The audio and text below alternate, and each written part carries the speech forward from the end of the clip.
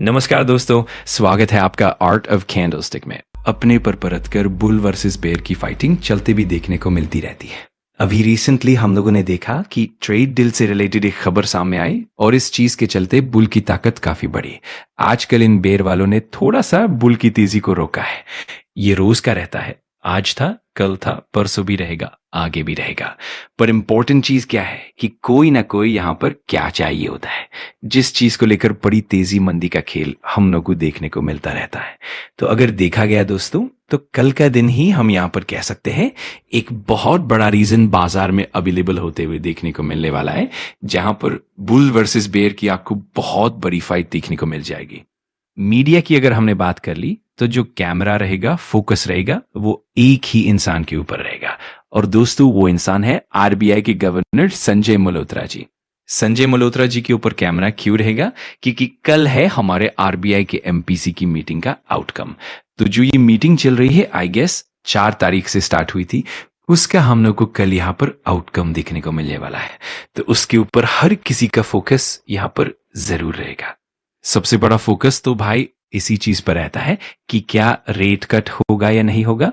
और rate cut का अर्थ क्या होता है कि क्या आपका जो ईएमआई है वो और नीचे चला जाएगा। और वो डिपेंड करता है कि बैंक्स आपके रेट को कट करके वो चीजें सिस्टम में आने के लिए टाइम लगता है। और आप यहां पर देख सकते हैं दोस्तों, नो रेट कट से रिलेटेड अगर देखा गया तो 84% लोग वोट कर रहे हैं कि स्टेटस को मेंटेन करेंगे। मतलब जैसा चल रहा है वैसा। मतलब 70 एनालिस्ट की अगर बात करें, उनमें से 59 एनालिस्ट यहां पर कह रहे हैं। पोल्स रहते हैं, अलग अलग राउटर यहां पर निकलता है। 84% एक्सपेक्ट किया जा रहा है कि यहां पर जो रेट चल रहा है वैसा ही चलेगा, कोई बदलाव नहीं होगा।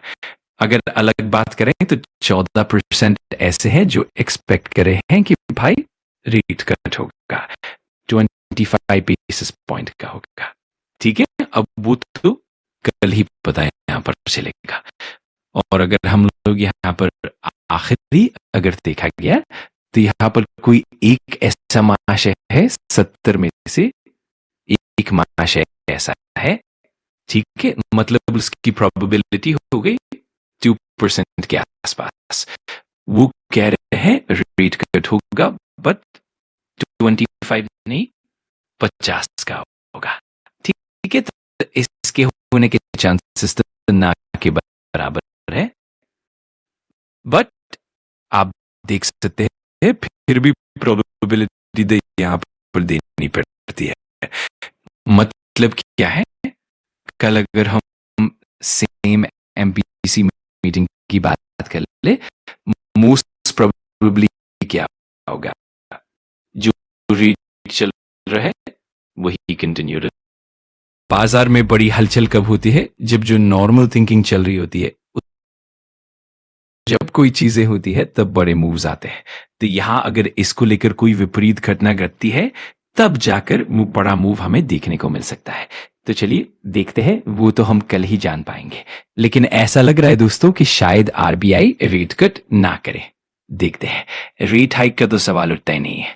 दूसरी बात, अगर हम मॉनेटरी पॉलिसी का स्टैंस देखें, तो हाँ, अलग अलग स्टैंस होते हैं, अकोमोडेटिव, हॉकिश, न्यूट्रल। और फिलहाल आरबीआई न्यूट्रल स्टैंस पर है। फिर डबिश स्टैंस भी होता है। अलग अलग प्रकार के स्टैंस होते हैं, और ये स्टैंस मतलब क्या होता है, जैसे गाड़ी की गियर की तरह होते हैं जो बताते हैं कि आरबीआई क्या क्या कर सकती है। अभी न्यूट्रल स्टैंस का मतलब है कि कोई भी निश्चित वादा नहीं, बल्कि डेटा के आधार पर डिसीजन लिया जाएगा। तो ये होता है न्यूट्रल स्टैंस। और आमतौर पर अभी के सिनेरियो में अगर ये बदलता है तो शायद अकोमोडेटिव स्टैंस में बदलेगा, लेकिन इसके चांसेस कम है। अकोमोडेटिव स्टैंस का मतलब है कि रेट कट आने के अधिक चांसेस है।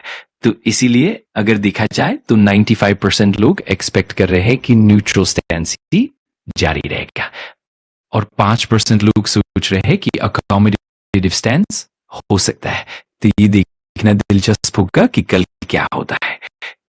तो इसी तरह आगे बढ़ते हुए हम देखते हैं कि बाजार कब रिएक्ट करता है।